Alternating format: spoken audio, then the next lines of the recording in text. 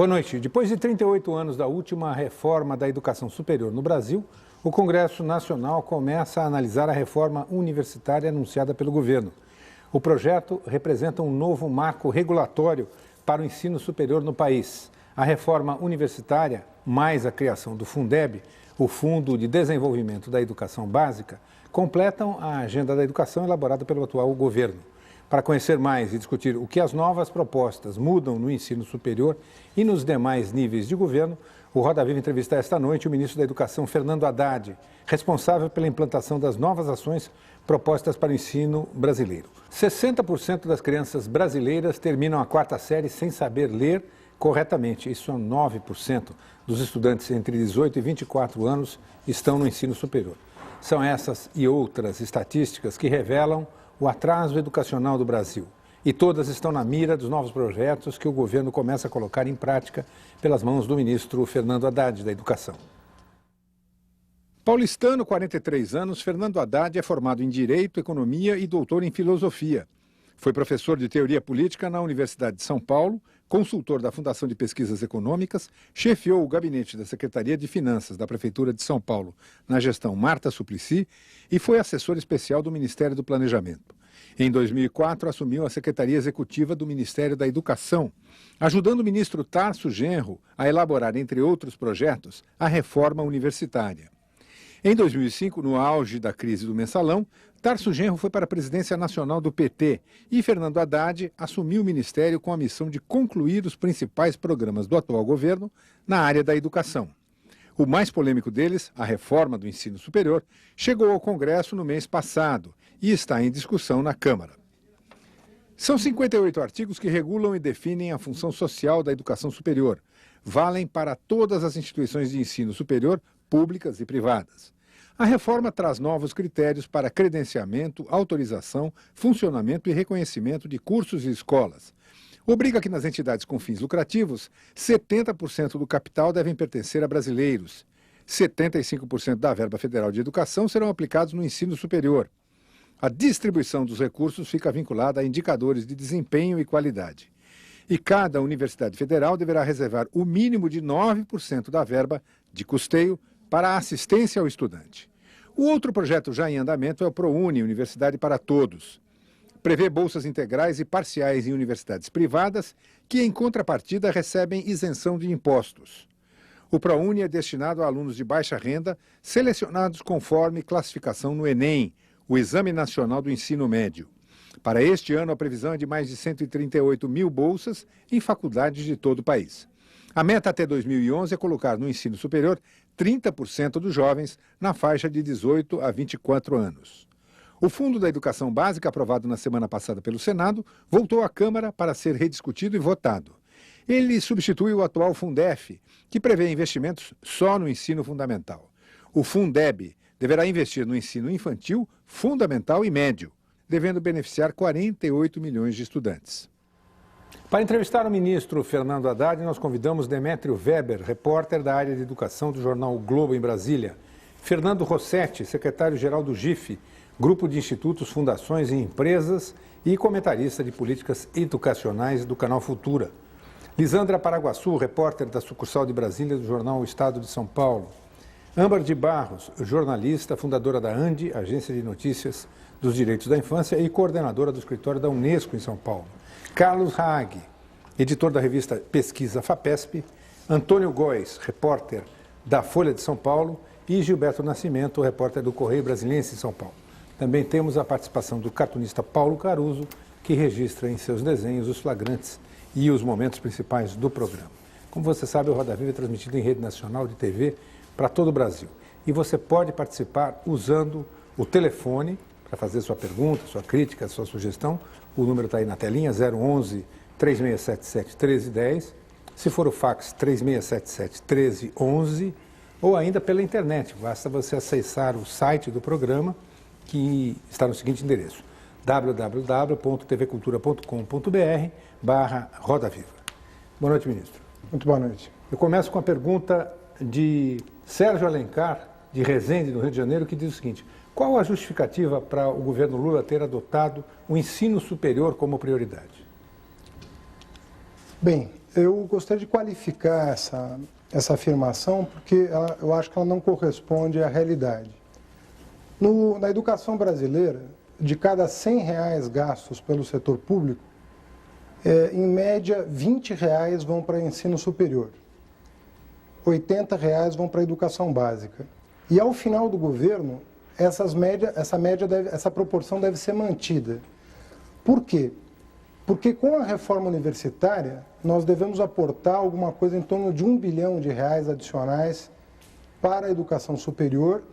E se nós considerarmos o Fundo da Educação Básica, que aporta algo como R$4 bilhões adicionais, mais o incremento da arrecadação do salário educação, algo em torno de R$2 bilhões adicionais, nós vamos verificar que dos R$7 bilhões adicionais para a educação da parte do governo federal, 6 são para a educação básica e 1 para a educação superior. Agora, ministro, tudo isso é ainda tese, né? Tá certo? Na prática, o Fundeb ainda não foi aprovado e a reforma também não. No momento atual, se eu não estou enganado, o grande investimento do recurso que o governo federal tem para a educação é no ensino superior, não é isso?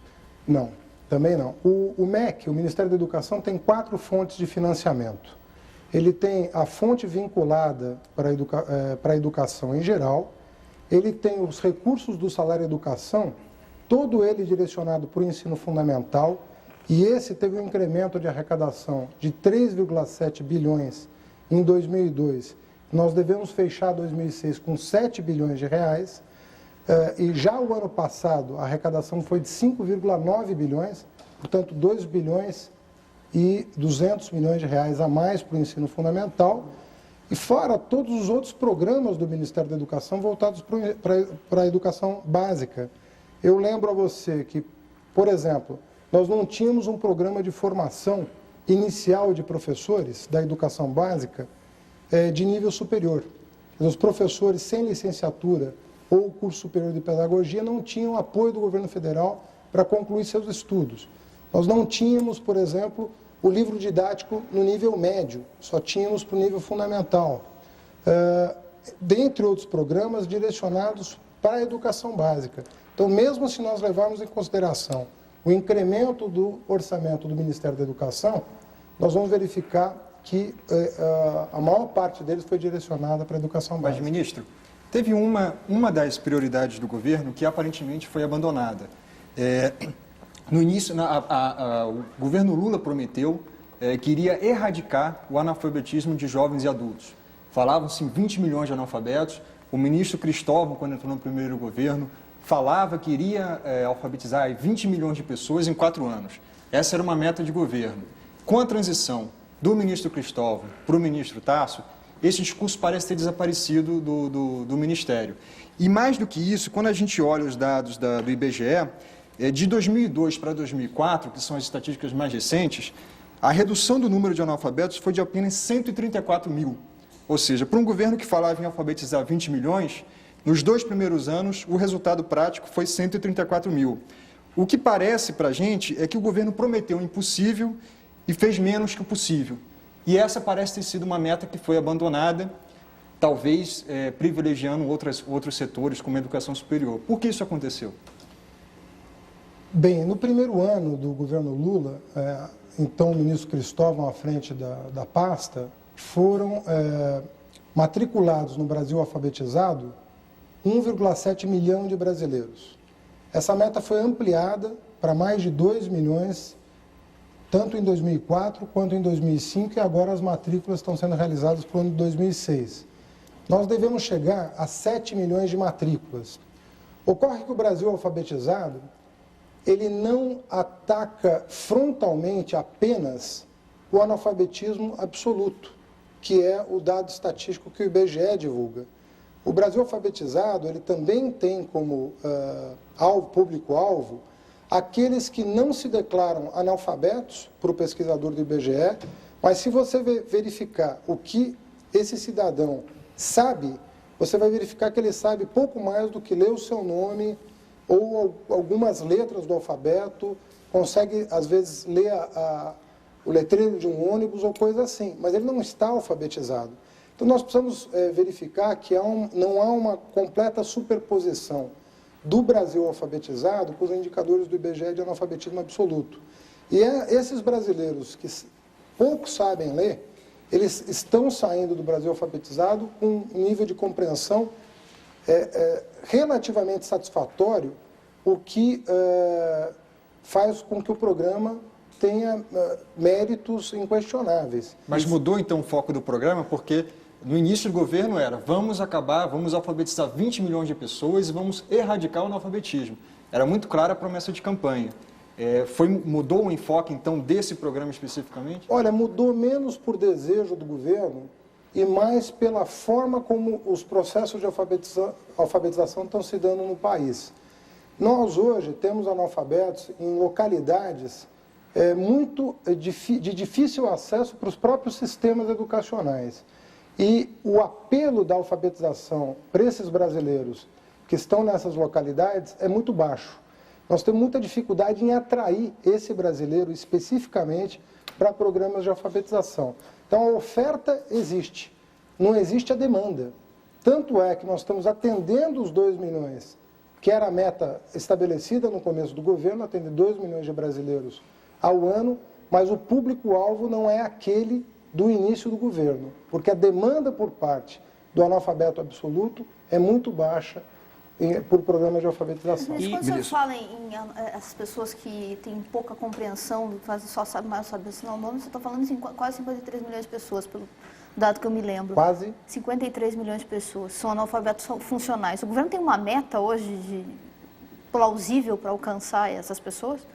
O que nós fizemos, eu penso que uma medida muito importante que o governo tomou foi trazer o programa de alfabetização para a alçada do Ministério da Educação. O programa de alfabetização não estava sob a alçada do MEC. E ter trazido para a alçada do MEC, em si mesmo, é muito importante, porque permite estabelecer um nexo entre alfabetização e educação continuada. Com a criação da Secretaria de Educação Continuada, isso foi possível fazer, permitindo que o egresso do Brasil alfabetizado pudesse se matricular numa turma de educação continuada de jovens e adultos. Isso é muito importante. Agora, o que eu estou dizendo é de outra natureza. O que eu estou dizendo é que a oferta de alfabetização não tem atraído uma demanda específica que o programa originalmente pretendia atender, que é a demanda do analfabeto absoluto. Este analfabeto absoluto, ele não está chegando às portas do Brasil alfabetizado na escala que nós pretendíamos. Quem está chegando às portas do Brasil alfabetizado é aquele cidadão que não se declara analfabeto para o pesquisador do IBGE, mas tem uma condição de alfabetização que não o torna um leitor. Ele não é um leitor. E ele sai do Brasil alfabetizado sendo um leitor. E existe algum tipo de avaliação, ministro, que mostre quantos desses analfabetos aprendem de fato a ler e escrever? Nós estamos concluindo análises em relação a isso. Hoje, o Brasil alfabetizado, ele se dá por dentro do sistema público de educação. Também é uma variante do que acontecia no passado. Não só o Brasil alfabetizado estava fora do âmbito do Ministério da Educação, como ele se processava por intermédio de organizações não governamentais. Então, trazê-lo para o âmbito do MEC e usar o sistema público de ensino para promovê-lo, me parece também que foi uma decisão correta. Mas o Ministério tem uma ideia, assim, poderia dar um índice para cada 100 alunos que entram, quantos de fato saem tendo aprendido a ler e escrever? Foi feito um estudo preliminar no Piauí, em que o dado que nos chegou foi de 58% de efetividade. Isso aí em termos de assinar o nome ou de conseguir ler e escrever um pequeno texto, uma carta? 58% significa, pelo que nos chegou, a pessoa se tornou um leitor, ou seja, ela é capaz de compreender um texto, de ler um texto e compreender. Houve, inclusive, ministro, um recente acordo para se utilizar um método cubano, não é isso? De alfabetização? Isso está sendo feito em caráter piloto. Vários países da América Latina estão adotando o método cubano. É um método muito rápido, é um método audiovisual e nós estamos testando a metodologia. No país do Paulo Freire? Mas Cuba tem bons resultados em erradicação do analfabetismo. Cuba erradicou o analfabetismo nos anos 60. E o fato de países como Venezuela, países da América Central, estarem testando o modelo, Venezuela recentemente, por meio dessa metodologia, chegou a declarar o seu território livre do analfabetismo. Nós não temos ainda uma avaliação disso, mas nós não podemos fechar os olhos para o que está acontecendo.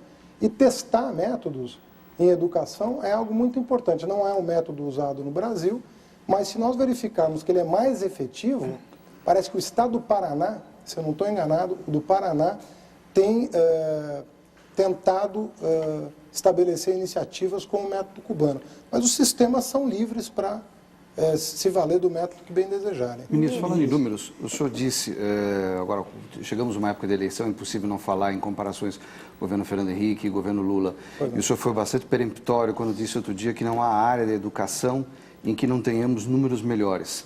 O que provocou até numa coluna uma reação do ex-ministro Paulo Renato, dizendo que, na verdade, vários dos programas foram reciclados dos programas tucanos, e que os números, na verdade, não são números que acontecem de uma hora para outra, são números que vêm com o tempo, etc. Tal.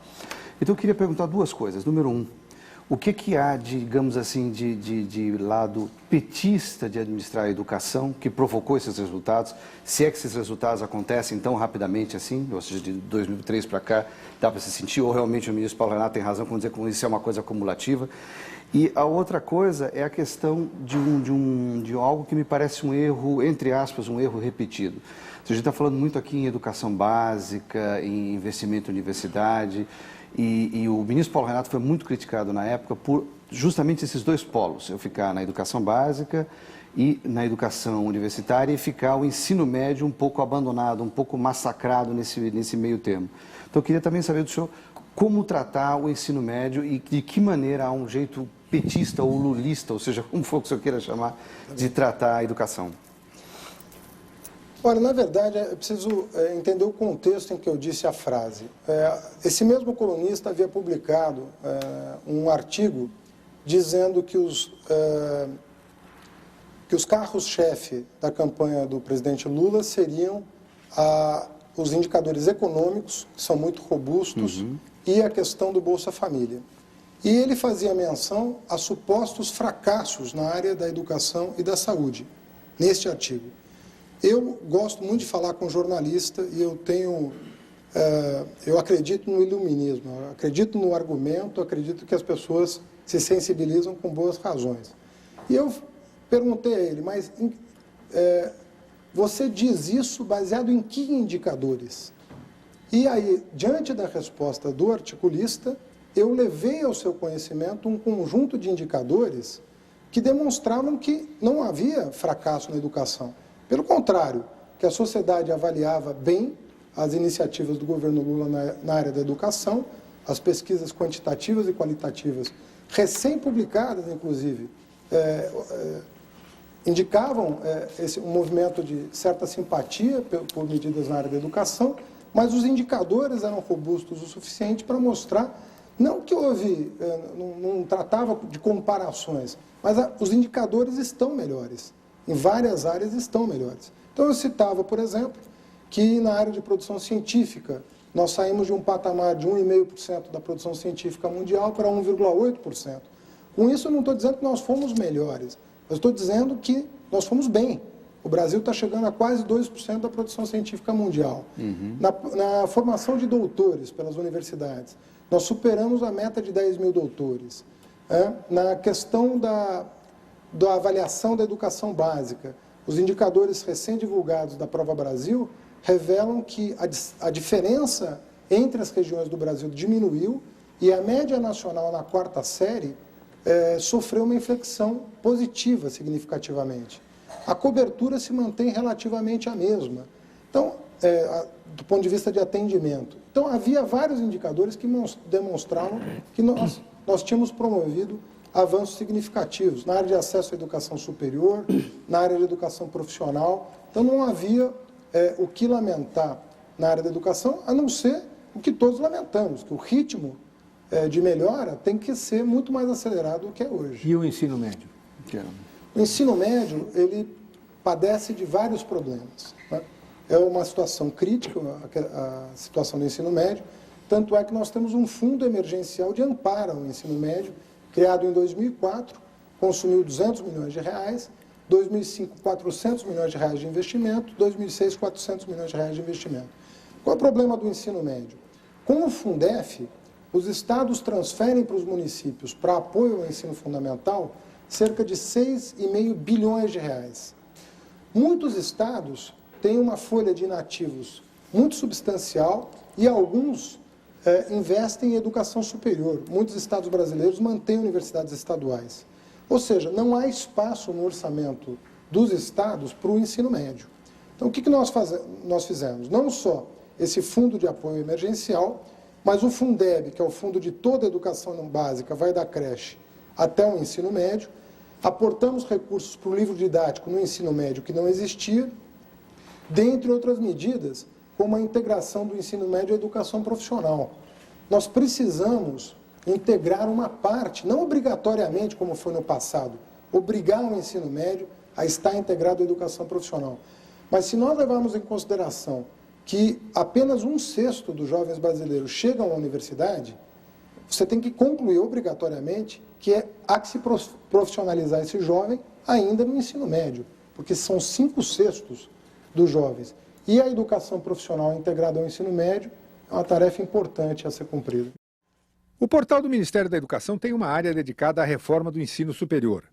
Reúne informações e conceitos do projeto que o governo propõe para democratizar, garantir o financiamento, ampliar o acesso e qualificar as universidades brasileiras.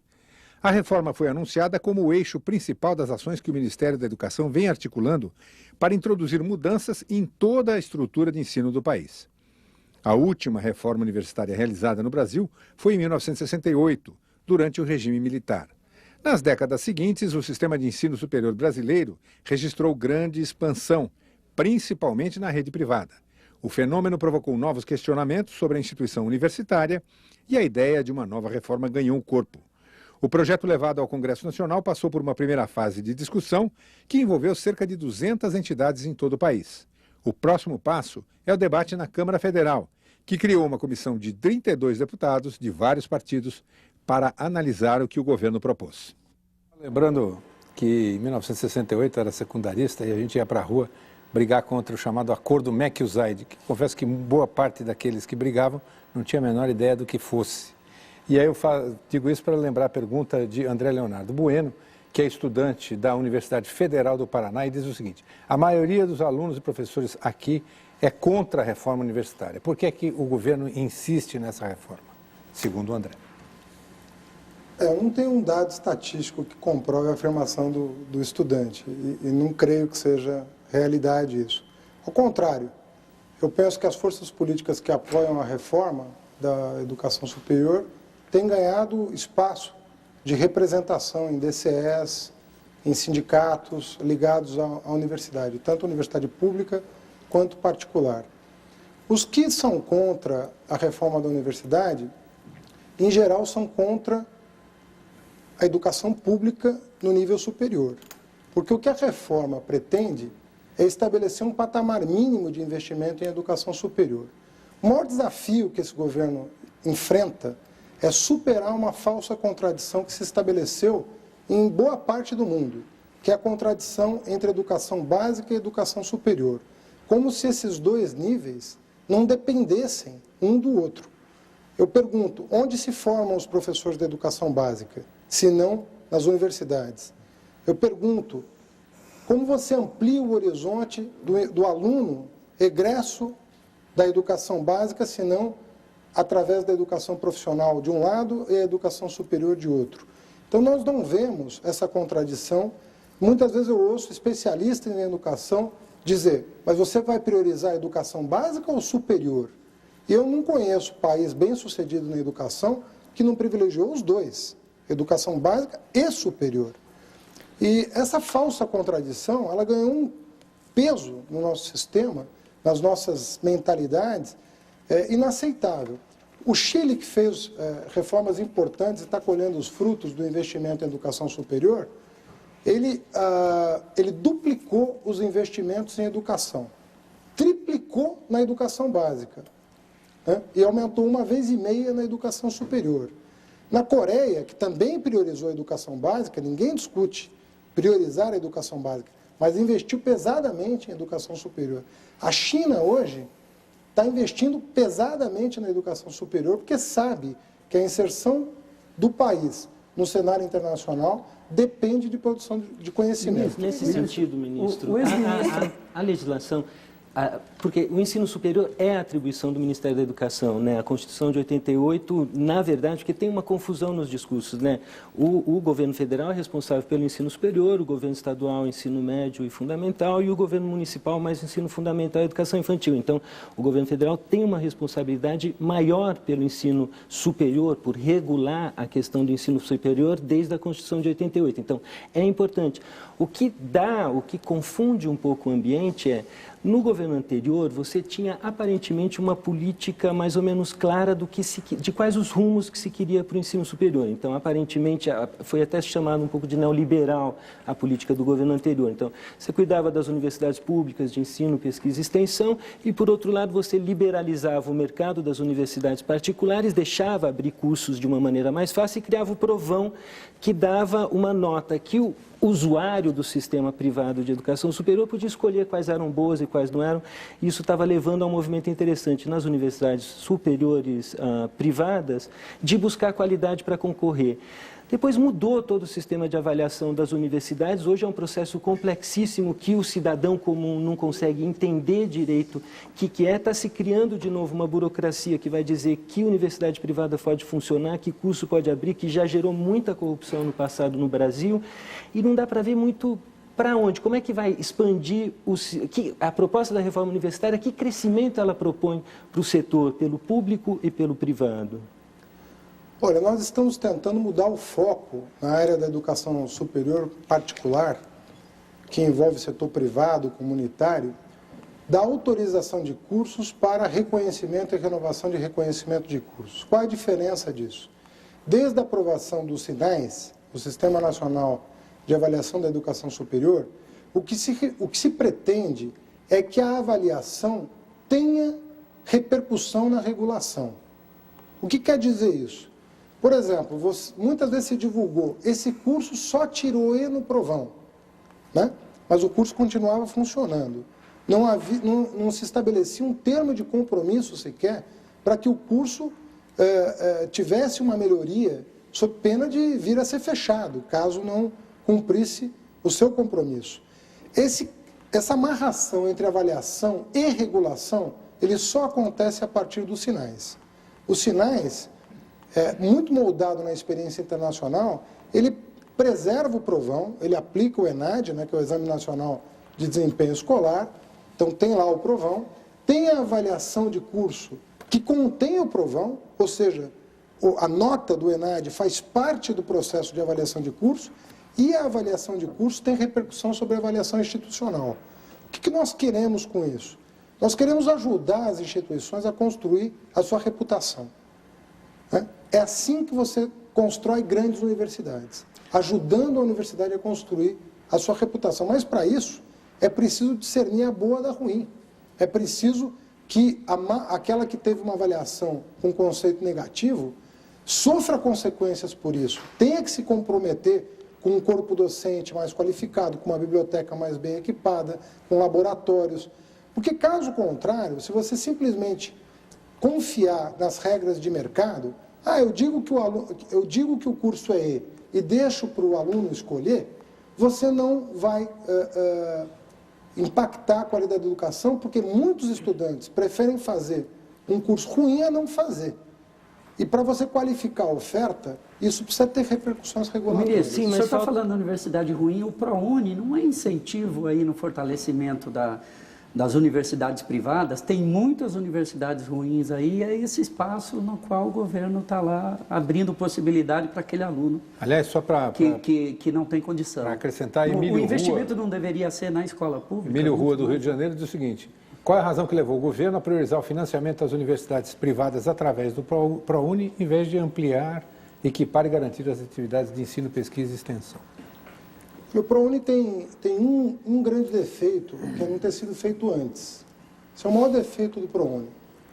O Supremo Tribunal Federal, ele em acórdão de 1991, estabeleceu o seguinte, que as instituições privadas continuariam gozando da isenção de impostos caso o governo não regulamentasse o disposto na Constituição.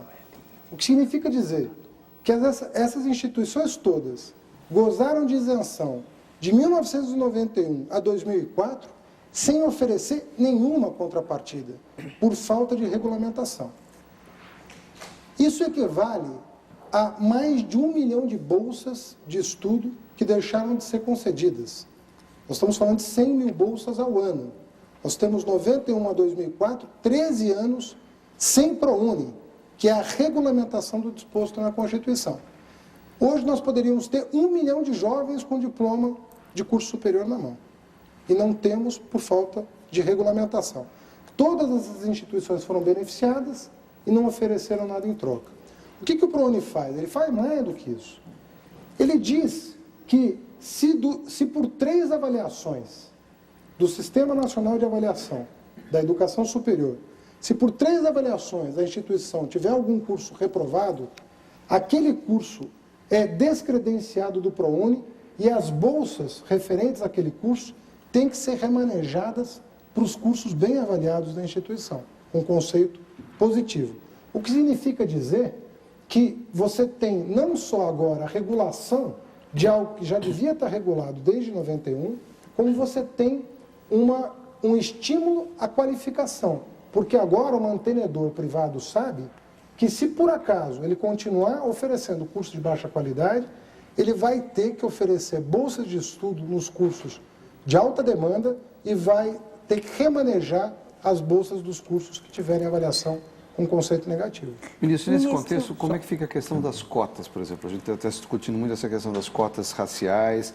Agora o ministro Tarso trouxe até a baila aqui uma outra cota, que é a cota social.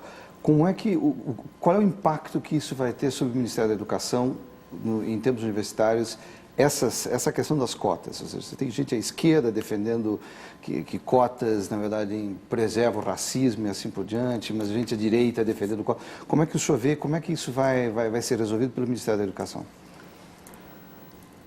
Olha, eu penso que o debate está mais qualificado, sobretudo quando os intelectuais passaram a debater em alto nível essa questão, o debate ficou muito mais qualificado. Gente muito boa dos dois lados, uns defendendo políticas afirmativas, outros dizendo que políticas afirmativas no contexto social brasileiro traria resultados negativos para a sociedade brasileira. Pessoas de bom nível, professores universitários, intelectuais, artistas, que têm qualificado muito o debate. O que o ministro Tarso Genro fez, e me parece um movimento correto, foi iluminar o projeto do Executivo. Porque o projeto do Executivo, ele faz menção à questão da descendência num parágrafo. O que o artigo principal do projeto do Executivo estabelece é reserva de vagas para egressos da escola pública. É isso que diz o principal dispositivo do projeto do Executivo. Eu lembro a você que mais de 22 projetos de políticas afirmativas tramitam no Congresso Nacional por iniciativa de parlamentares rigorosamente de todos os partidos com bancadas expressivas no Congresso Nacional. PSDB tem projetos, PFL tem projetos, PT tem projetos, PP tem projetos, PSB tem projetos, todos os partidos com alguma representação na Câmara têm projetos de políticas afirmativas. O ministro Tarso jogou luz sobre o debate, dizendo o seguinte: o projeto do Executivo, seu principal objetivo é fortalecer a escola pública e reservar 50% das vagas para egressos da escola pública. Subsidiariamente, o projeto pretende que essas vagas sejam preenchidas atendendo à proporção de brancos de um lado, né, e afrodescendentes e indígenas de outro, para o preenchimento dessas vagas. Mas o apelo principal do projeto é o fortalecimento da escola pública, a tal chamada cota social. Se o Congresso entender que o caminho a ser seguido é o da afirmação da escola pública e quiser deixar para depois a discussão sobre a política afirmativa voltada para o afrodescendente indígena, o que o ministro Tarso sinaliza é que é um caminho que o Congresso pode escolher seguir, né? E que ele teria legitimidade em fazê-lo, porque aquilo que é o principal do projeto, que é o reforço da escola pública, estaria garantido. Ministro, tantas medidas, Fundef, Fundeb, ProUni, necessárias, críticas, mas com pontos positivos, mas com tudo isso, o Brasil não consegue transformar a educação em prioridade. Não consegue. O senhor citou aí exemplos de países que deram salto, e me parece que o que eles têm em comum é que eles tomaram uma decisão política de priorizar a educação. Por que é que o Brasil não faz o mesmo? Olha, eu tenho dito onde posso que não existe Estado que educa, assim como não existe Estado democrático. O que existe é sociedade democrática que organiza o Estado democraticamente. Sociedade que quer ser educada, que organiza o Estado para educar, por meio da escola pública. Não há outro caminho. Ministro, Pois não. Eu queria retomar uma questão anterior, quando o senhor fez referência ao resultado de quarta série, agora no Prova Brasil. O Prova Brasil é o primeiro teste realizado em todas as escolas, pegando alunos de quarta e oitava série da rede pública. O senhor disse que houve uma melhora. Nesse caso, o senhor está comparando, então, com o SAEB, uma outra avaliação que é feita por amostragem. Eu queria entender se esse recorte a que o senhor se refere, se ele de fato, essa comparação pode ser feita, se isso indica que de fato houve melhora. E também queria lembrar o seguinte, que a média que os alunos tiveram em quarta série, em português na quarta série, essa média é de 172 pontos, numa escala de 0 a 500, e pelos parâmetros que o governo Lula usou em 2003, indicam um desempenho crítico e muito crítico dos alunos, que pode ser traduzido assim: os alunos são alfabetizados 1, 2, 3, 4 anos e mal conseguem ler e entender um texto curto, algumas frases simples. Então, levando em conta que o governo gastou 54 milhões para fazer essa prova, eu queria entender, primeiro, como é que chega a essa conclusão de que houve a melhora e, em segundo lugar, que avaliação o Ministério faz desse resultado. Você acha que foi uma coisa boa ou se indica que a educação brasileira ainda está muito longe do que tem que chegar? E, o ministro, só complementando, o que os jornais publicaram aí ontem era dezenas de casos de relato que mostram o que já acontecia antes. As crianças continuam não aprendendo português e matemática até na quarta série. Bem, olha, o Prova Brasil é uma revolução nesse país.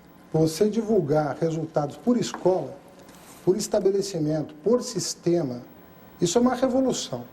O que os estudos demonstram é que os países que tiveram a coragem de fazer a avaliação por escola e divulgaram esses resultados, colheram os frutos de uma mobilização da sociedade em proveito da educação, que é exatamente o que a Âmbar reclama, que há pouca mobilização em torno da qualidade da educação. Os dados são comparáveis, Demétrio, na medida em que a Prova Brasil é o SAEB aplicado a escolas públicas urbanas. E é possível extrair do SAEB de 2003 os resultados das escolas públicas urbanas daquele ano. Se a amostra não é representativa do universo, então há algum problema estatístico em 2003. Nós, que acreditamos na estatística, pelo menos eu acredito na estatística, entendo que a prova amostral ela é representativa do universo se ela for bem feita. E como o SAEB aplicado de 95 a 2003 segue procedimentos técnicos adequados, eu penso que as amostras do SAEB são representativas do todo. Agora, ministro, se você, só esclarecer essa questão técnica, se você fizer o recorte do SAEB 2003, excluindo as escolas rurais públicas e as escolas particulares, você tem um extrato do SAEB 2003 comparável a 2005. Só finalizando. É satisfatório. Melhorou 5 pontos. 5 pontos é 6 meses de avanço. É como se um aluno de quarta série de 2005 soubesse que um aluno de quinta série de meio de ano sabia em 2003. Nós temos que tentar atingir uma meta de melhorar em 4 anos toda a população. Nós seremos bem-sucedidos Se em 2015, 2016, 2020, os nossos alunos de 4ª série souberem o que os alunos de 8ª série de 2003 sabiam, aí o Brasil vai se encontrar num patamar minimamente civilizado na área da educação. O que significa dizer que se nós continuarmos promovendo progressos de 5 a 10 pontos, mais próximo de 10 do que de 5, a cada edição do Prova Brasil, nós teremos o que comemorar. E se não fizermos, vamos lamentar não ter. Mas, ministro, tem um problema aí. O que o Ministério vai fazer com esse resultado? A gente sabe, a Constituição diz que a responsabilidade do ensino básico é dos estados e municípios, mas o Ministério faz avaliações e repassa recursos. Como o senhor mesmo disse, uma grande quantidade de recursos, salário de educação, agora vai entrar o Fundeb. O governo federal não teria que ter a capacidade de cobrar mais dos estados e dos municípios por um resultado? Se o senhor me permite, se a Elisandra me permite, tem um papel que é do Ministério, sim, que é diminuir as desigualdades regionais. E o Prova Brasil mostra muito isso. Os alunos de São Paulo aprendem mais do que os alunos do Piauí, do Nordeste. E esse é um papel central do Ministério. Por mais que ele não seja responsável pelo ensino básico, ele tem o papel de diminuir as desigualdades regionais em termos de financiamento, pensando em mecanismos de financiamento, mas também pensando em qualidade. Como o Ministério faz isso? Olha, em primeiro lugar, cabe ressaltar que os estados do Nordeste e Norte foram os que mais avançaram no exame, relativamente a 2003 e a 2001. Ou seja, hoje a dispersão é menor do que foi no passado, embora permaneça muito grande ainda. Infelizmente, os dados de São Paulo não são tão vibrantes, né? Hoje saiu uma matéria na Folha de São Paulo revelando que a cidade de São Paulo apresenta problemas na 4ª e na 8ª série, sobretudo na 4ª série. Agora, veja bem, o que São Paulo, com esse dado que saiu hoje na Folha, pode fazer? Pode, em primeiro lugar, lamentar o resultado. Mas mais do que isso, a cidade tem que se mobilizar. Tem que se mobilizar para não aceitar esse resultado na próxima edição do Prova Brasil.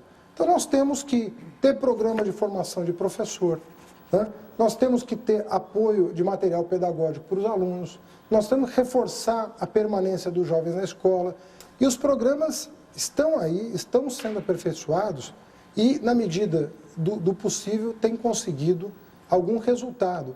Agora, a grande mobilização que nós precisamos fazer é uma mobilização de caráter social, ela não é de caráter estatal. Nós já conseguimos proezas no Brasil.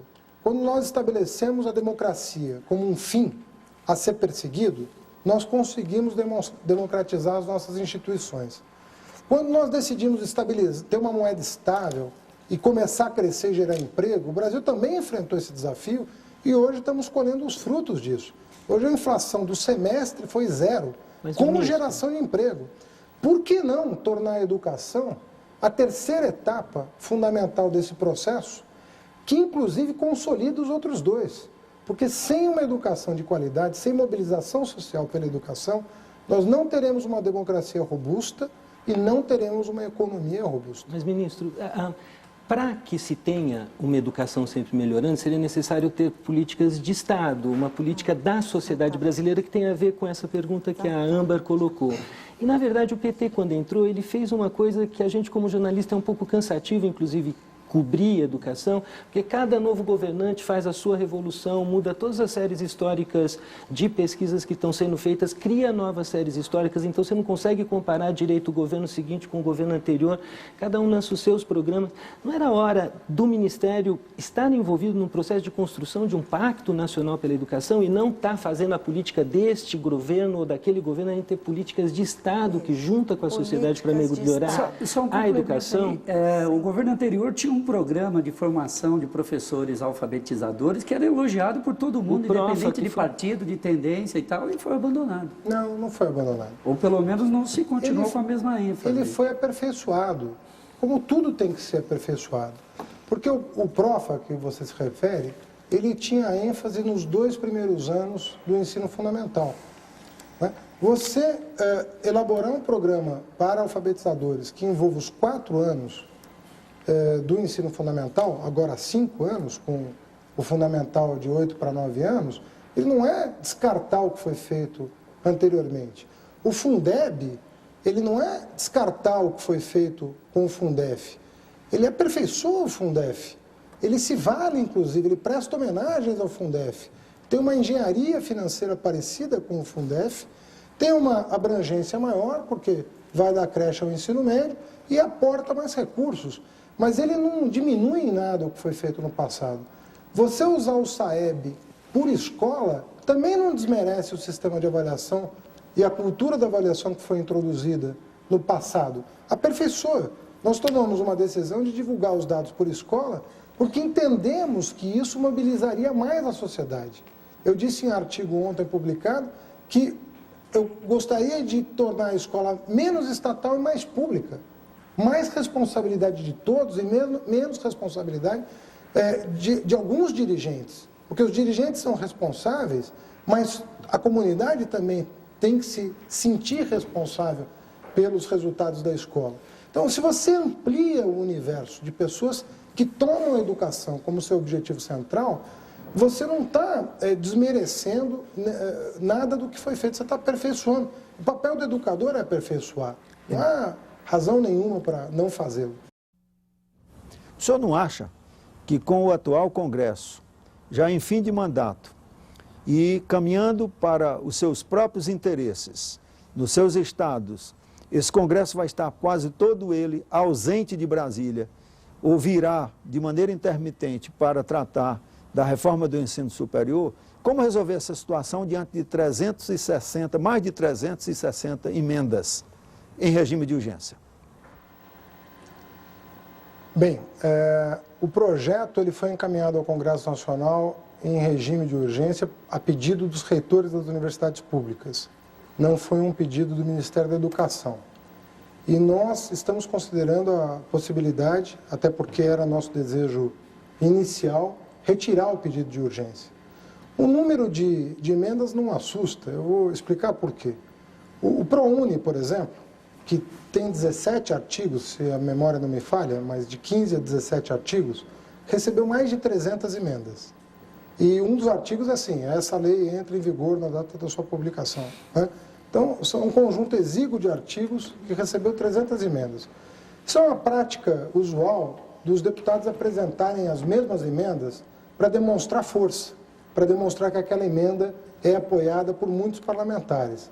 Mas se você fizer um estudo depurado sobre o teor das emendas, você vai verificar que ela se restringe, a maioria delas se restringe a meia dúzia de artigos.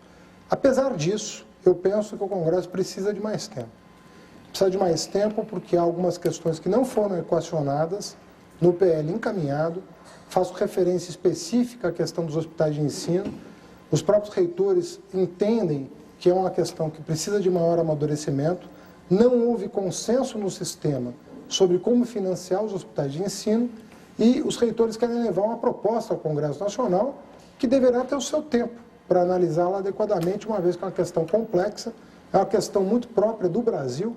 O Brasil é dos poucos países que tem hospitais de atendimento à população vinculados às universidades e suportados pelo orçamento das universidades, e é uma questão que vem se agravando ao longo dos anos. Daqui a pouco nós vamos ter universidades vinculadas a hospitais, e não hospitais vinculados a universidades. Agora, ministro, não foi culpa do governo? O projeto demorou foi quase um ano parado na Casa Civil. Ele foi para o Congresso agora porque o governo enviou para o Congresso agora em ano de eleição. Não teve uma culpa aí do governo? O governo deveria ter feito essa discussão mais cedo, apresentado o projeto mais cedo para que o ano eleitoral não atrapalhasse isso? Até eu quero aproveitar a pergunta do Góes para acrescentar uma coisa, que é essa questão dessa dimensão política que às vezes a gente não leva em consideração quando pensa no Ministério da Educação. Então, por exemplo, a crise política afetou de alguma maneira os projetos que o Ministério queria fazer? Ou, por outro lado, essa troca de ministros, sai um Palocci, entra uma Dilma, sai um Zé Disseu, entra um Mantega, etc. Tal. Ou seja, esses dois conjuntos, tanto a questão da crise política, quanto a questão de uma mudança de Casa Civil, uma mudança de Ministério da Economia, isso alterou também os planos do Ministério da Educação? Olha, no que diz respeito ao Fundeb, o Fundo da Educação Básica, eu diria que sim. O Fundeb foi encaminhado em junho do ano passado. Então era tempo suficiente para aprová-lo ainda em 2005 e implementá-lo em 2006. Então eu penso que a crise no Congresso ela atrapalhou os trabalhos e acabou atrasando. No caso da reforma, eu penso que não. Eu lembro que, além da reforma dos anos 60, nós tivemos uma outra reforma, são as duas únicas reformas da educação superior, nos anos 30, as duas feitas em regime de exceção. E fazer reforma em regime de exceção é fácil. Por decreto, está tudo estabelecido. Não é o caso dessa. Essa foi amplamente discutida, né? Eu penso que até o Congresso vai ter o seu trabalho facilitado pelo fato de ter havido várias versões. Os deputados interessados, senadores interessados em educação, acompanharam os debates no seio da comunidade acadêmica. Eu tenho certeza que vão aperfeiçoar o projeto, como fizeram com o Fundeb. O Fundo da Educação Básica saiu fortalecido porque recebeu algumas emendas que arredondaram o projeto, tanto é que ele foi aprovado por unanimidade. E aí eu faço referência à questão de políticas de Estado. Nenhum projeto da educação até agora foi partidarizado pelo Congresso. A aprovação do Fundeb, que era o mais delicado, recebeu 457 votos a favor e 5 contra na Câmara e foi aprovado por unanimidade no Senado. Então, eu penso que a classe política entende hoje a educação como política de Estado, né? Ao mesmo tempo, são dois projetos muito complexos, né? E num momento político também muito complexo. Com que cenário o Ministério está trabalhando? O Ministério está acreditando que esses projetos serão aprovados esse ano? O Fundeb eu tenho certeza absoluta que sim, porque ele volta para a Câmara, mas só para legitimar as pequenas alterações que foram feitas no Senado. O Senado aperfeiçoou o projeto, o Senado garantiu uma transição do Fundef para o Fundeb mais tranquila ainda do que tinha sido feito na Câmara, dando segurança para prefeitos e governadores de que não serão prejudicados nessa transição. Como aperfeiçoa o projeto, eu penso que a Câmara vai validar as alterações promovidas pelo Senado e a emenda poderá ser promulgada. No caso da reforma, é o que eu digo, nós estamos analisando agora as emendas, elas estão restritas a alguns artigos apenas do projeto como um todo, e se houver entendimento, seria possível apreciá-lo, talvez ainda esse ano, né? Talvez no primeiro semestre do ano que vem. Agora, ministro, se fala muito no Fundeb, mas se esquece de falar que hoje em dia existe o Fundef, não é que financia apenas da primeira à 8ª série, e que já prevê um mecanismo de repasses federais para os estados com menos dinheiro para investir por aluno. O que se observa é que desde o governo Fernando Henrique, quando esse fundo foi criado, o Fundef, nunca a União repassou aos estados aquele dinheiro que no texto da lei, para uma leitura de qualquer pessoa que fez aquela leitura com clareza, veria a fórmula, e isso se repetiu no governo Lula. Chamou muito a atenção porque durante o governo Fernando Henrique, a bancada do PT sempre apontou esse problema. No governo Lula, isso se repetiu. Hoje se fala no Fundeb e sempre se sinaliza para o quanto a União vai passar a colocar de dinheiro nos estados pobres. Mas por que ela não faz isso já agora com o Fundef, que beneficiaria 30 milhões de estudantes de ensino fundamental? Olha, nós tínhamos duas opções. Nós tínhamos a opção de colocar mais recursos no Fundef antes da apreciação do Fundeb, ou usar os recursos adicionais para corrigir distorções que o próprio Fundef introduziu no sistema, como, por exemplo, essa questão do estrangulamento do ensino médio. Então, entre aportar mais recursos para o Fundef, e eu te lembro que o valor mínimo per capita do país foi reajustado 26% acima da inflação, o que significa dizer que hoje o aluno que recebe menos recursos recebe 26% a mais do que o último valor de 2002. Só que na ponta do caixa o governo federal passou a liberar menos dinheiro. E no começo 8 estados recebiam, hoje só 2. Isso. Na verdade o valor está estável em 500 milhões de reais. Mas o que nós fizemos paralelamente? Nós aumentamos as transferências voluntárias para programas de reforma de escola, equipamento de escola, formação de professor, em mais de R$1 bilhão, usando recursos do salário educação. 1,3 bilhão de real acima da inflação até 2005. Nós vamos fechar 2006 com investimentos no ensino fundamental acrescidos de 2 bilhões de reais acima da inflação. Além disso, você tem o Prodeb, que é o chamado Fundebinho, que são os 400 milhões do Fundo Emergencial para o ensino médio. Você teve o livro didático do ensino médio, né? E você teve, pela primeira vez na história, um programa de formação inicial de professores de nível superior. Ou seja, até o momento nós entendíamos que o professor da educação básica tinha que ter só o ensino médio. E o governo federal não tinha um programa para oferecer um curso superior para os professores da educação básica. Eu lembro que na Coreia, professor para dar aula tem que ter mestrado. Ele não tem que ter ensino médio nem superior, tem que ter mestrado. Nós temos hoje 800 mil professores que não têm curso superior. Então, nós preferimos criar, por exemplo, o pró-licenciatura, que vai capacitar 70 mil professores, oferecendo a eles condição de cursar uma universidade. Ministro, eu queria que a gente acompanhasse agora 2 perguntas feitas sobre o Plano Nacional de Educação, que destinaria 7% do PIB para a educação. Ministro Fernando Haddad, sabemos que o Brasil investe muito pouco em educação. Recentemente aplaudimos uma medida muito positiva do governo argentino que tirou como meta o investimento de pelo menos 6% do PIB na educação.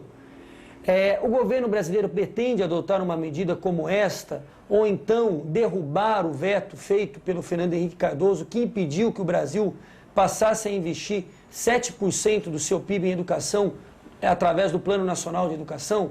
Quais são as medidas, qual é a posição que o governo vai ter para resolver o problema do financiamento da educação pública no Brasil? Ministro, dada a situação catastrófica que se encontra a educação pública no Brasil, por que o atual governo não cumpriu o seu compromisso de campanha de providenciar a reversão do veto de Fernando Henrique Cardoso à convergência para um investimento anual de ao menos 7% do Produto Interno Bruto brasileiro em educação pública, conforme constava do Plano Nacional de Educação, aprovado pelo Congresso Nacional em 2001? Bem, eu tenho defendido que o Brasil tem que atingir o percentual de 6% de investimento na educação. E, infelizmente, vários especialistas defendem que o investimento em educação tem que se fixar nos patamares atuais, porque na comparação internacional, o Brasil já investe alguma coisa em torno da média, sobretudo dos países da OCDE. Não é o meu posicionamento, eu explico por quê. Se nós quisermos tomar a comparação internacional, nós temos que verificar quanto que o país considerado investiu em educação no momento em que ele expressou uma vontade política de honrar a dívida com a educação. Então, quando se faz comparações com a Coreia, eu penso que essas comparações só são legítimas se nós compararmos o Brasil de hoje com a Coreia dos anos 60. Porque foi nos anos 60 que a Coreia tomou a decisão de honrar a sua dívida com a educação. Ou com o Japão dos anos 50. E não com a Coreia do Japão, que já tem um PIB enorme e uma dívida educacional muito baixa. Então só para ser objetiva, a Unesco recomenda 6%, né? 6%. 6%. O Brasil investe 4,2% do PIB. Com o Fundeb, vai passar a investir quanto? Nós vamos chegar a 4,5%. Pouco, se né? Pouco. Se nós excluirmos, porque como eu acho que é correto fazer, se nós excluirmos os hospitais universitários, que é uma conta da saúde, se nós excluirmos os inativos, que é uma conta da Previdência e não da educação, aquele número de 5% de investimento na educação ele não corresponde à realidade. A realidade é 4,2%. E, além disso, tem alguns dinheiros que não são necessariamente da educação, mas parados, né? A área econômica, por exemplo, o FUST, que é aquele fundo de recursos das comunicação aí, né? É da comunicação, mas teoricamente esse dinheiro iria para conectar as escolas. E esse dinheiro, pelo que eu estou entendendo, está ali parado para fazer superávit fiscal. Se nós considerarmos o salário educação e o Fundeb, nós vamos atingir 4,5% do PIB. Nós temos que ter uma meta, e naquele compromisso de todos pela educação, que muitos empresários estão mobilizados, a ideia é chegar a 2011 e manter até 2022 um patamar de 5% do PIB na educação básica apenas, fora a educação superior. Por que isso? Porque se nós investimos por uma geração um patamar do PIB na educação, esse investimento vai render frutos dos dois pontos de vista. Do ponto de vista da dívida, que cai, a dívida com a educação, que cai, e do PIB que cresce. Porque está comprovada a correlação que existe entre investimento em educação e crescimento econômico. Então vai ter um crescimento econômico mais robusto e, por consequência, um investimento em educação maior, e que pode até se estabilizar lá na frente num patamar de 4,5 ou 5. Mas até lá é preciso investir 6. Mas se eu fosse, só um pouquinho, se eu fosse aqui o presidente da UNE ou o presidente da DUSP, eu diria ao senhor que o senhor não respondeu a pergunta, porque a questão formulada foi: por que é que o governo não derrubou o veto que estabelecia 7%? E que era uma promessa de campanha do presidente Lula, reexaminar esses vetos e chegar aos 7% em 10 anos. Alguns vetos foram revistos. Eu cito 3 vetos ao PNE que foram revistos. Havia previsão de um plano de carreira para técnicos administrativos, que nós derrubamos na prática porque fizemos o plano de carreira. Há outros 2 vetos, que é retirar os inativos da conta da educação, que está no projeto de reforma universitária. E, em terceiro lugar, o financiamento de 75% de uma das fontes das 4 que o MEC tem de financiamento na educação superior. O veto de 7% ele não foi derrubado. Ele não foi derrubado por uma série de razões. A mais importante delas foi a necessidade de elevação do superávit primário para honrar a dívida pública que estava num patamar próximo a 60% do PIB e corria o risco de fugir do controle.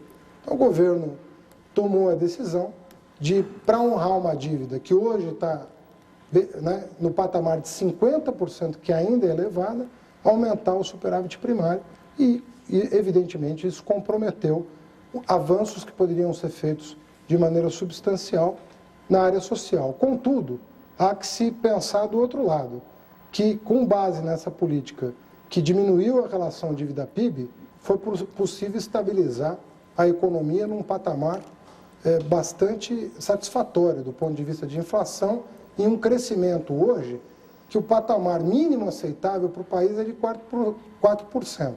Se você levar em consideração o número de brasileiros que deixaram a faixa de miséria absoluta e de pobreza, dados recém-divulgados revelam que 6 milhões de brasileiros hoje pertencem à classe C e pertenciam no passado à classe D e E, você tem impactos sociais que não podem ser desconsiderados. Ministro, vamos acompanhar agora a pergunta da secretária de Ciência, Tecnologia e Desenvolvimento Econômico do Estado de São Paulo, Maria Helena Guimarães de Castro. Ministro, no ensino superior, o governo Lula faz propaganda que já implantou a reforma, que ainda não foi aprovada, faz propaganda que está implantando 9 universidades, e nós sabemos que não é verdade, que essas faculdades já existiam e agora estão sendo transformadas em universidades. Qual é a política para o ensino superior público e qual é a política para o ensino superior privado? É só propaganda? Na verdade não são 9, são 10. Você tem toda a razão, não é verdade que são 9, Marilena. Nós estamos declaradamente transformando 6 faculdades em universidades. Portanto, é uma política de transformação e qualificação de instituições pequenas que estão recebendo novos professores e técnicos administrativos. Estamos criando 4 universidades.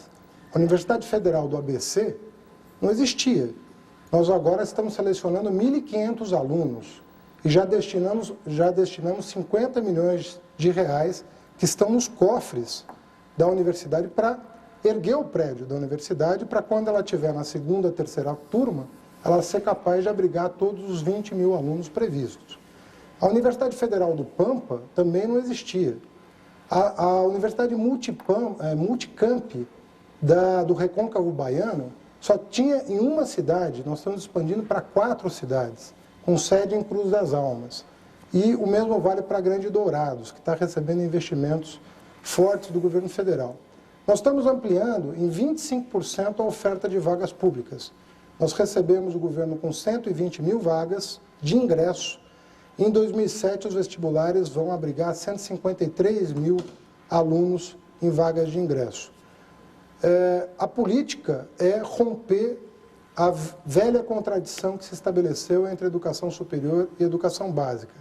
Nós recusamos essa tese, nós entendemos que o ciclo educacional é complexo, é complementar, e é a mesma coisa que você dizer para um médico se ele é a favor do atendimento básico ou de alta complexidade. Essa pergunta para um médico não faz sentido. O senhor é a favor do atendimento básico ou de alta complexidade? Ele vai falar, depende do paciente. Tem paciente que precisa do atendimento básico, tem paciente que depende da alta complexidade. O mesmo vale para a educação. Um país que se pretende desenvolvido tem que investir na pós-graduação, tem que aumentar a produção científica, tem que abrigar os alunos na creche, tem que ampliar a pré-escola. Não pode fazer opções simplesmente desconsiderando as outras etapas, modalidades e níveis educacionais. Então, a política, respondendo à pergunta, é uma política que adota uma visão sistêmica da educação, que todo educador formado na cartilha do Anísio Teixeira sabe exatamente o que é. Ministro, o programa está acabando, eu não queria duas questões que o senhor respondesse. Primeiro, na questão das cotas. O senhor concorda com essa questão levantada pelo ministro Tarso Genro? Ou seja, a cota deve beneficiar o branco pobre igual ao negro pobre, ou o negro pobre, por ser negro, deve ter um benefício a mais? E a segunda coisa, se o senhor concorda com a proposta de que o salário do professor na educação básica esteja vinculado ao desempenho dos alunos? A primeira pergunta, eu diria que sim. Eu aprecio mais a perspectiva de apoio ao aluno egresso da escola pública, seja branco, seja negro. O fato de você estabelecer uma proporcionalidade no preenchimento das vagas não subverte esse princípio de que, de fato, a escola pública é que tem que ser fortalecida e o egresso da escola pública. Em relação a vincular salário de professor a desempenho de aluno, eu vejo com alguma preocupação. Há modelos em que se pretende oferecer gratificações para o professor em função de desempenho. Há alguns modelos que funcionam, outros que não funcionam. É preciso cautela em pensar modelos dessa maneira. O piso nacional previsto na emenda constitucional que cria o Fundeb é um avanço. Carreira para o magistério é algo que também precisa ser implementado. Você sabe que só 20% dos municípios têm um plano municipal de educação. Então, nós falamos em plano nacional de educação sem nenhuma consistência, porque o plano nacional de educação deveria ser o somatório dos planos municipais e estaduais da educação, uma vez que é responsabilidade de estados e municípios a educação básica no país. Então, ele se torna uma abstração por falta de planos municipais, por falta de planos de carreira, por falta de piso nacional. Então, nós temos que cumprir essas tarefas. Agora, a introdução de inovações vinculando salário a desempenho, elas têm que ter cuidado, elas podem até ser testadas, mas é algo muito delicado, inclusive para a categoria dos professores. Ela nem sempre é bem recebida. O governo federal não deveria entrar aí, porque o senhor fala muito em participação da sociedade, a cobrança da sociedade. Só que o governo federal é um governo eleito por essa sociedade, que repassa aos municípios e estados recursos de impostos colhidos dessa mesma sociedade. Não teria que ser essa cobrança dos municípios, dos estados, não deveria começar pelo próprio MEC, em vez de fazer só avaliações, existe algum critério que não seja necessariamente esperar que o prefeito, ou um vereador, ou um governador resolva se animar a investir em educação? Olha, eu simpatizo muito com a ideia de federalizar o assunto formação de professor. Eu penso que o projeto da Universidade Aberta, se ele tiver o desenvolvimento que nós imaginamos, ele vai representar a federalização da formação de professores. Eu não penso que essa questão seja uma questão que possa ser simplesmente repassada para estados e municípios sem um compromisso forte, sobretudo das universidades públicas federais. Nós temos um parque instalado, distribuído por todo o território nacional.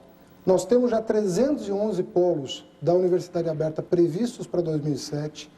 Se nós instalarmos polos de formação de professores com o apoio das universidades federais, esse assunto pode ser federal de uma maneira completamente inovadora. E aí, esses cursos de licenciatura, de pedagogia, que vão ser ministrados nesses polos para a formação desses professores, eles serão avaliados pelo mesmo Sistema Nacional de Avaliação que os demais cursos do Sistema Federal são. O que significa dizer que critérios de qualidade podem ser verificados e medidos também nesses polos de formação e capacitação de professores. Mas, ministro, a formação do professor talvez não seja tão desafiadora quanto a questão das carreiras. O resultado de São Paulo, que saiu hoje, esses dias, o resultado de São Paulo foi péssimo, né? As escolas paulistas, em geral, educam pessimamente, especialmente as paulistanas. E o que está muito claro é que você tem uma rotatividade de pessoas nas escolas. As escolas públicas brasileiras, especialmente de megalópolis, que nem São Paulo, trocam de diretor uma vez por ano. Eu não conheço nenhuma empresa que funcione trocando a liderança principal uma vez por ano. Roda 20, 30, às vezes 50% dos professores das escolas de periferia num único ano. Como que dá para arrumar a comunidade da escola? Porque a escola brasileira pública é uma escola de passagem, ninguém fica. Você capacita o professor lá e o professor vai embora para outra escola e fica mudando de escola. Isso não daria para federalizar, pelo menos, a obrigação das escolas terem um corpo docente? Olha, os sistemas eles têm um grau relativo de autonomia, né, que tem, inclusive, que ser respeitado em função da Constituição. Eu penso que o dirigente da escola ele tem um papel central de liderar esse processo de transformação da escola. Nós temos que formar os professores nas universidades federais, públicas. Nós podemos fazer isso, temos que fazer isso. As universidades federais nunca tiveram tanto compromisso com a educação básica como tem hoje. E em grande parte porque o MEC sensibiliza as universidades para esse desafio. Mas a equação é uma equação que tem que respeitar a autonomia dos sistemas. E você tem razão, a figura do dirigente, a figura do diretor da escola, ela é central para a mobilização em torno de um projeto pedagógico transformador. Então, se nós continuarmos politizando como politizamos a escolha de dirigentes, não damos atenção suficiente a esse potencial agente transformador da realidade da escola. Não o transformamos numa liderança autêntica, porque ele é escolhido muitas vezes por influência política. Nós não vamos transformar a escola. Então, aquilo que eu dizia, que nós temos que transformar a escola numa escola pública e menos estatal, parte desses pressupostos a que você se refere, né? Tem que ter um líder no processo, ele tem que ser legítimo e reconhecido pela comunidade de professores, pais e alunos, e aí os frutos podem ser colhidos. Na ausência de uma liderança bem formada, bem preparada, você não vai colher os frutos. Última pergunta. Por esse Roda Viva eu tenho a impressão de que nós vamos ouvir falar muito em educação na campanha. Por esse Roda Viva e por toda a realidade que eu acompanho no Brasil faz muito tempo já. Nós vamos ouvir falar muito em educação nessa campanha política. Muito, muito. Todos os candidatos. Todos têm a solução para o problema. A pergunta que eu faço é se o senhor acredita que depois dessa campanha, seja lá qual for o resultado dela, se de alguma maneira nós vamos ter realmente essa preocupação que a própria Âmbar mencionou aqui, de que a questão da educação não seja restrita apenas ao momento eleitoral e mais do que isso, que cada governo que entra tem um discurso diferente para a educação. Marcon, os educadores batem bumbo em torno do tema da educação durante as suas vidas. A razão de ser do professor é bater bumbo em torno do assunto educação. Isso nós temos feito, nós professores temos feito e continuaremos a fazer. Contudo, as classes dirigentes do país precisam assimilar, precisam ouvir esse som. É um som agradável, é um som muito mais agradável do que se pensa, porque os resultados de uma política efetiva na área da educação, uma sociedade colhe numa geração. Eu tenho visto, da parte de secretários municipais e estaduais, uma mobilização muito mais intensa do que no passado. Nós fizemos uma análise da mídia nos últimos anos e comparamos com o passado e verificamos que o espaço dado à educação aumentou substancialmente na imprensa. Substancialmente, nos meios de comunicação em geral, aumentou substancialmente. Isso tem que transbordar da imprensa para os empresários. O empresário tem que pedir redução do juro, muito bem, tem que pedir redução eventualmente da carga tributária, mas tem que pedir mão de obra qualificada, tem que pedir cidadãos plenamente constituídos militantes das suas próprias causas, senhores do país, né?